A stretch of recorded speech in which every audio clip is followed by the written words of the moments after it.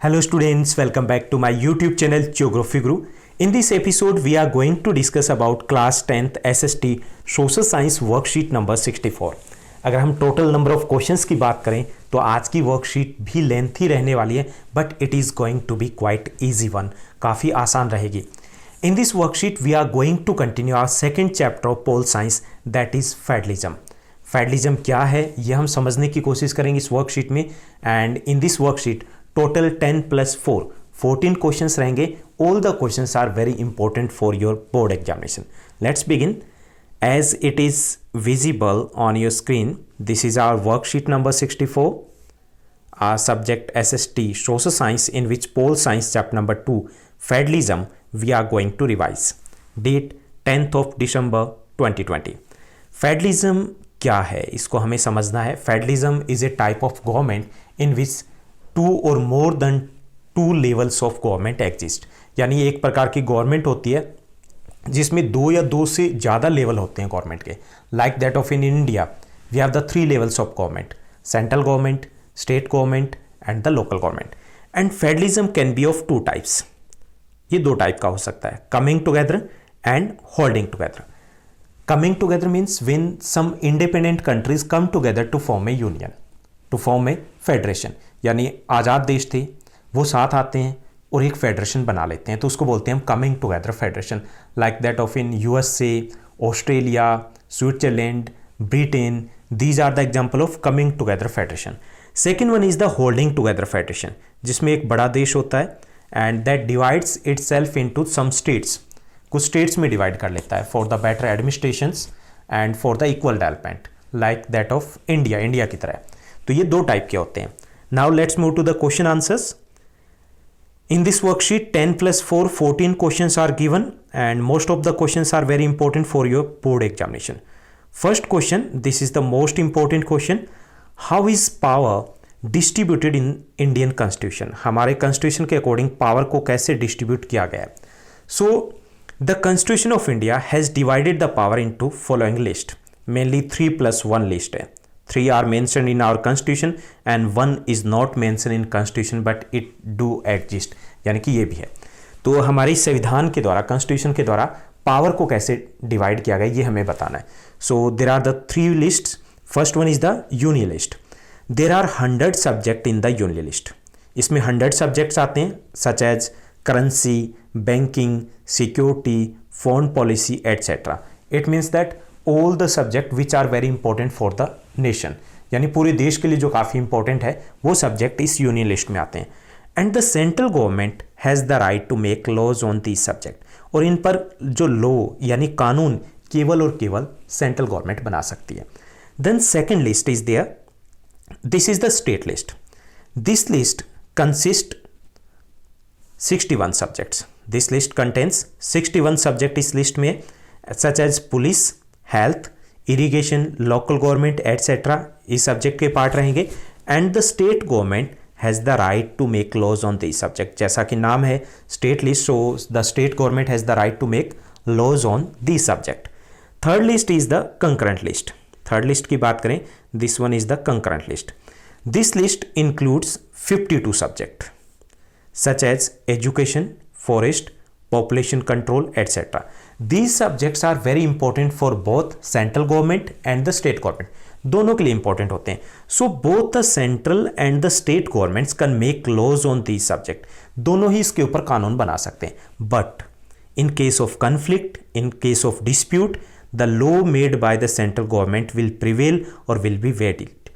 यानी कि central government और स्टेट गवर्नमेंट दोनों ने उसके ऊपर कानून बनाया, लॉ बना दिया है, एक्ट बना दिया है, और उनमें कोई डिस्प्यूट रहता है तो कौन सा लागू होगा, तो वो रहेगा सेंट्रल गवर्नमेंट का. तो ये 3 लिस्ट हैं जो हमारे कॉन्स्टिट्यूशन में मेंशन की गई है: union list, state list and concurrent list. But there is a 4th list, residuary list. Residuary list कौन सी है?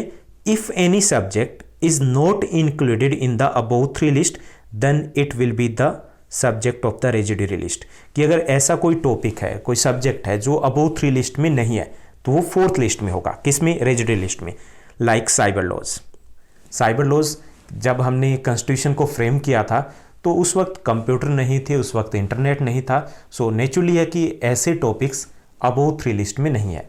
तो ऐसे टॉपिक्स किस में आएंगे, फोर्थ लिस्ट में आएंगे, रेजिडुअल लिस्ट में। Only the central government has the right to make laws on this subject, केवल सेंट्रल गवर्नमेंट है इन सब्जेक्ट्स के ऊपर कानून बना सकती है। Now let's move to the second question, describe the importance of local government, that is also very important question. Common people's meaningful participation in government is possible through the local government and they also get training to become future leaders। पहला जो advantage है local government का वो ये है कि common peoples meaningful participation जो government में वो बढ़ी है। इसके कारण काफ़ी सारे लोग हैं जो member, sarpanch, MC etcetera are elected through these local governments, तो उनको भी मौका मिलता है गवर्नमेंट का पार्ट बनने का। Second thing is that they also get trained to become future leaders, आगे बढ़ने के लिए उनको वहां से ट्रेनिंग मिलती है। ओके, सेकेंड एडवांटेज है that equal development of the country is insured through the local government. Earlier what was there, जो डेवलपमेंट था वो दिखाई देता था केवल अर्बन एरियाज में, जो रूरल एरियाज थे, जो आउटर एरियाज थे, वहां पे डेवलपमेंट होता ही नहीं था। तो यहाँ जो डेवलपमेंट है, इक्वल डेवलपमेंट है, it is insured by the local government. अब गांव भी जगमग कर रहे हैं। Third, rapid and better development can be insured by the local government. गांव में न केवल डेवलपमेंट हो रहा है रूरल एरिया में, बैकवर्ड एरिया में, but it is having the rapid pace, गति काफ़ी फास्ट है, और बेटर भी है। बेटर इसलिए कि these people can take the better decision for their own area, वही बेटर डिसीजन ले सकते हैं ना। अगर हम दिल्ली में बैठे हैं और बिहार के किसी विलेज के बारे में पॉलिसी बनानी हो, हमें क्या पता वहाँ पे प्रायोरिटी किस चीज़ को देनी है, they can take the better decision. So rapid and better development can be insured by the local government. Fourth advantage है corruption has been control through the local government. Local government से corruption है वो खत्म नहीं हुआ है, control हो गया। पहले क्या था, 1 रुपया चलता था दिल्ली से और जब तक वो नीचे पहुंचता था 10 पैसे रह जाते थे। नाउ कम तो हुआ है कुछ हद तक। Now let's move to the third question, what do you understand by federalism, explain with example. हमें बताना कि फेडरलिज्म क्या है। Federalism is a form of government in which there are 2 or more levels of government exist, जिसमें 2 या 2 से ज़्यादा level होते हैं गवर्नमेंट के, and the powers are also shared among these levels, और उन लेवल्स में पावर शेयर की जाती है। For example, India has 3 levels of government, central government, state government and local government, and all the levels have their own powers, hence India is a federal country। Let's move to fourth question, the constitution didn't use the word federation। हमें question को समझना है। The constitution didn't use the word federation but Indian union is based on the principle of the federation. Constitution में use नहीं किया गया word federation, लेकिन Indian union है, it is based on the principles of federation. हमें ये explain करना है, यानी क्वेश्चन ये पूछ रहा है कि how we can say that India is a federal country. हम कैसे कह सकते हैं कि इंडिया एक फेडरल कंट्री है। So we need to explain this one. The Indian Union has all the characteristics that make India a federal country। हमारे इसमें वो सभी फीचर्स हैं, वो characteristics है जिसके बेस पे हम कह सकते हैं कि India is a federal country. First, there are more than 2 levels of government in India। We have the 3 levels of government, central government, state government and the local government। So पहली condition fulfil करते हैं। Second, all types of government rule the same group of citizens, same set of citizens। जो सभी government है, citizen same है। We the people of Delhi, we are the part of, we are the citizens of local government, Delhi government and the central government. तो यहाँ पर भी ये second जो कंडीशन है वो भी हम फुलफिल करें। Third, all types of government have separate powers. सभी जो गवर्नमेंट्स है उनकी पावर्स भी सेपरेट है। Fourth, these different levels of government have their separate source of revenues. इनके इनकम के सोर्स है, रेवेन्यूज के सोर्स है, वो भी सेपरेट है। And fourth, Indian union also has an independent unitary judicial system। It means that we are fulfilling all the characteristics of federal country। तो हम भी कह सकते हैं कि India is a federal country. Okay, so we have the 2 or more than 2 levels of government and all the governments rule over the same group of citizens। All types of government have their specified separate powers, they have separate source of incomes or revenues, and we have the unitary form of judiciary and that too is an independent one। So हम कह सकते हैं कि India is a federal country.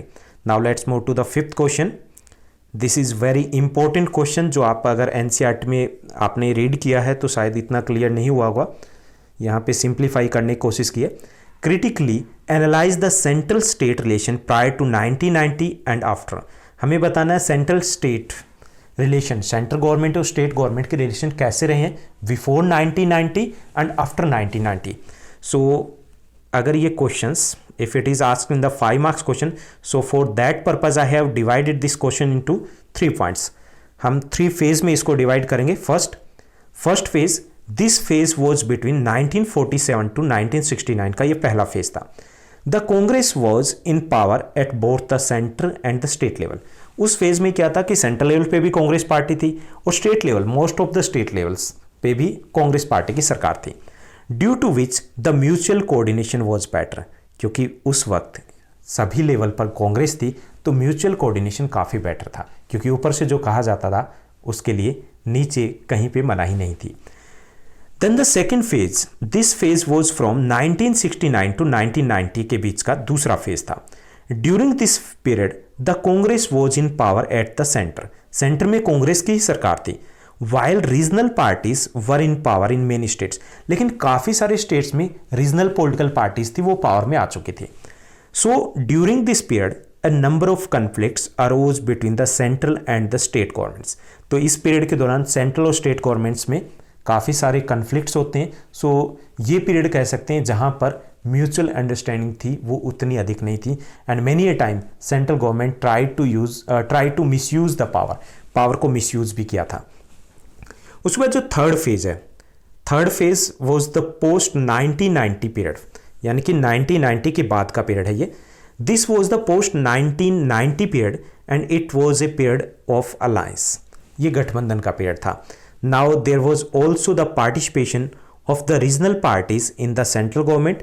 Due to this mutual balance and coordination improved, और इस period में दोबारा से म्यूचुअल बैलेंस और कोऑर्डिनेशन है वो इंप्रूव हुआ था। सो पहला, दूसरा और तीसरा 3 पीरियड में हम डिवाइड करेंगे। सेकंड पीरियड को छोड़ करके फर्स्ट और थर्ड में म्यूचुअल अंडरस्टैंडिंग बेटर रही थी, रिलेशन बेटर रहे थे। Now let's move to the 6th question.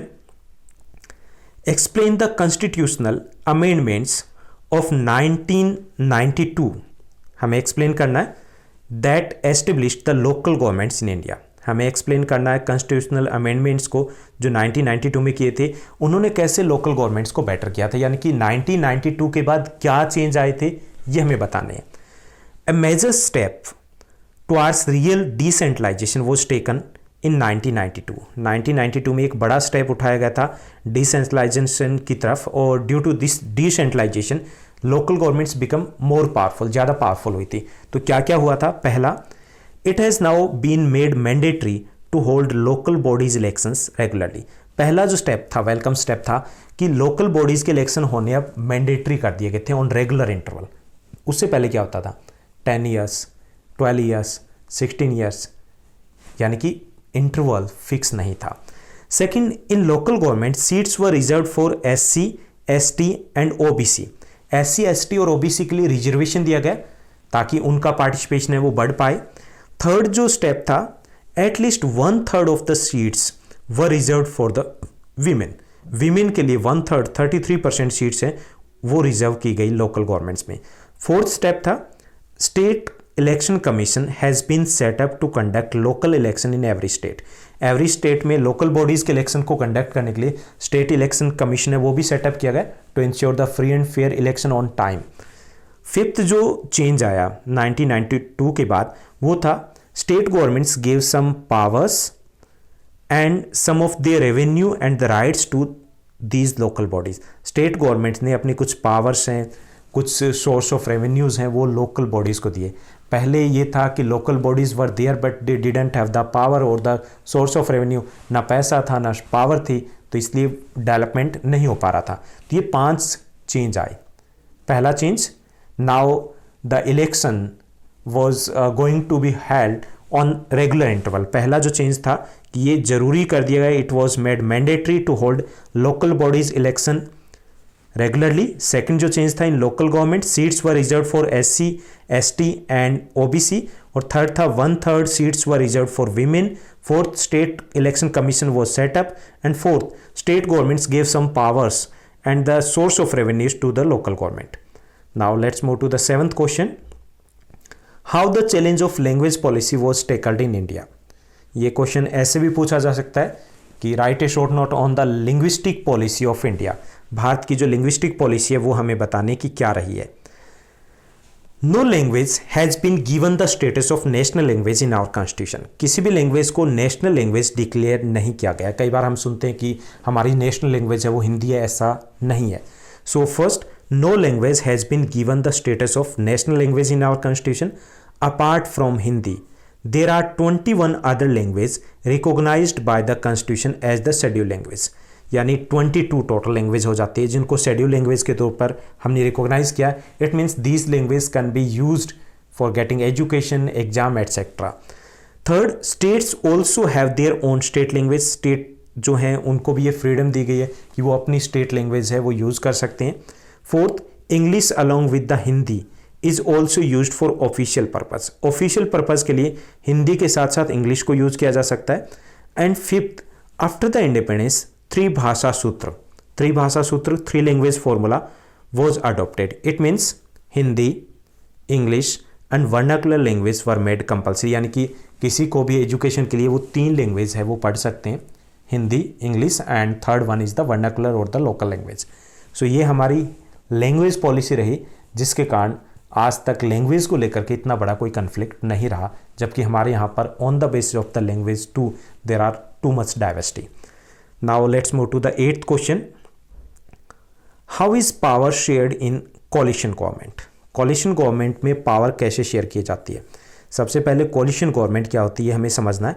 When 2 और more than 2 parties come together to form a government it is called coalition government. जब 2 या 2 से ज़्यादा पॉलिटिकल पार्टीज वो एक साथ आती है सरकार बनाने के लिए तो उसे हम कोलिशन गवर्नमेंट बोलते हैं। For example NDA, national democratic alliance, जो बीजेपी का अलायंस है, तो ये क्या है, this is coalition. Okay, Bihar में है, महाराष्ट्र में है, तो वहाँ पर कोलिशन गवर्नमेंट है। अब कोलिशन गवर्नमेंट में पावर शेयरिंग कैसे होती है। In coalition government a common program is decided and the government is run on that program. इसमें एक कॉमन प्रोग्राम वो डिसाइड करते हैं and government works on that common program है उसको लेकर के चलते हैं।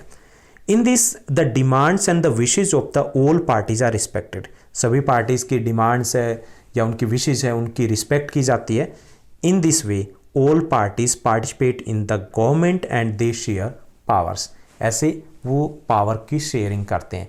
यानी अगर सेंट्रल गवर्नमेंट की बात करें, अगर डिफरेंट रीजनल पॉलिटिकल पार्टीज उस कोलिशन का पार्ट है तो वो पॉलिटिकल पार्टी ही पावर शेयरिंग नहीं करी। In this way the states are also sharing the power, क्योंकि वो उन स्टेट्स को रिप्रेजेंट कर रहे हैं। 9th question, sorry, state any 2 achievements and any 2 challenges of Panchayati Raj system. हमें 2 अचीवमेंट बतानी है पंचायती राज सिस्टम की। Panchayati Raj system means local governments, और 2 चैलेंजेस बताने हैं। तो 2 अचीवमेंट्स हैं। Common people's participation in government has increased. Common people's का जो पार्टिसिपेशन है गवर्नमेंट में वो बढ़ा है। सेकंड जो अचीवमेंट है, it has led the to progress in local development and reduce the corruption. इससे लोकल डेवलपमेंट है वो हुआ है, एक्चुअल में ही हुआ है, और दूसरा जो करप्शन है वो कम हुआ है। तो 2 अचीवमेंट है, common people's participation has increased and second it has led to the progress in the local government and reduce the corruption.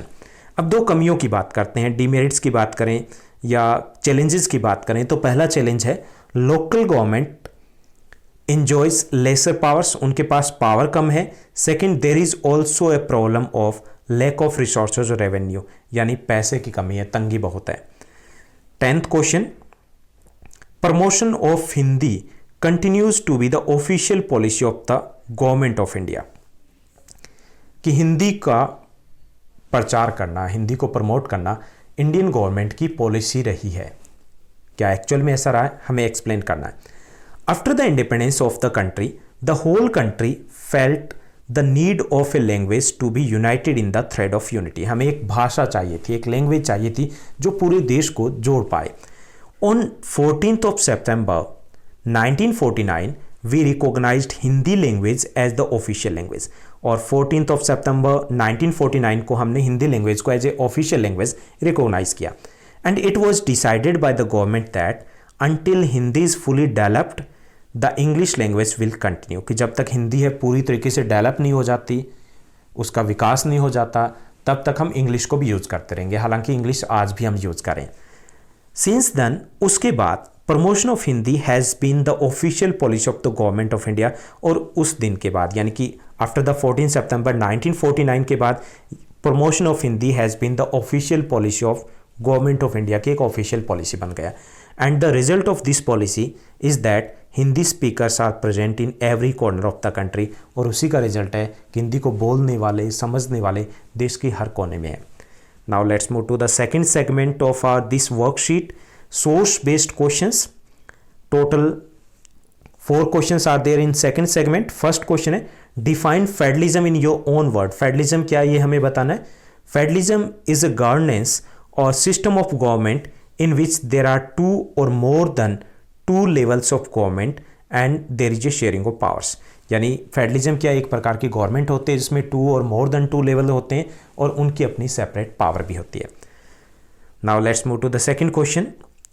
What do you understand by the unitary form of government? Unitary form of government क्या होती है? A system of government where there is only one level of government is called unitary form of government. कि एक ऐसी सरकार जिसमें केवल एक ऐसी शासन व्यवस्था है जिसमें केवल एक ही लेवल की गवर्नमेंट होती है, लाइक दैट ऑफ इन नेपाल, श्रीलंका। क्योंकि ये छोटे देश हैं, स्मॉल कंट्रीज है, तो यहाँ पे एक ही गवर्नमेंट होती है, तो उसे बोलते हैं यूनिटरी फॉर्म ऑफ गवर्नमेंट, यानी कि ये फेडरल फॉर्म ऑफ गवर्नमेंट के अपोजिट होते हैं। Third question, which form of federal government India is? India किस प्रकार की फेडरल गवर्नमेंट है? होल्डिंग टुगेदर फेडरेशन है। हमने शुरुआत में डिस्कस किया था federation can be of 2 times, coming together and holding together. India is the example of holding together federation. Now let's move to the fourth question, write a brief gist of the above paragraph in your own words. हमें इसका सार लिखना है, summarise करना है। A federation is a system of government in which there is A division of powers. कि federalism क्या है? एक ऐसा सिस्टम होता है जिसमें डिवीजन ऑफ पावर्स होता है, शेयरिंग ऑफ पावर होती है, एंड इट कंसिस्ट ऑफ 2 और मोर लेवल्स ऑफ गवर्नमेंट, जिसमें 2 या 2 से ज़्यादा लेवल होते हैं गवर्नमेंट के, and each with its on powers. The opposite of the federalism is the unity form of government in which there is only one level of government exist. और इसका opposite होता है unity form of government, वहाँ पर केवल एक level होता है। Unity form of government is generally practiced in small countries like that of Nepal, Sri Lanka, etc. वहाँ पर unity form of government होती है। That's all in this worksheet. Now I have one question for you. आप comment करके मुझे बता सकते हो कि we have the number of states और union territories है हमारे देश में। आपको बतानी है total number of union territories in India. आज की डेट में हमारे देश में total number of union territories क्या है, ये आप कमेंट करके ज़रूर बताइएगा। अगर आपको ये वीडियो अच्छी लगी है, समझ में आया है, तो इसको लाइक और शेयर करना मत भूलिएगा। Thank you, bye bye, have a nice day.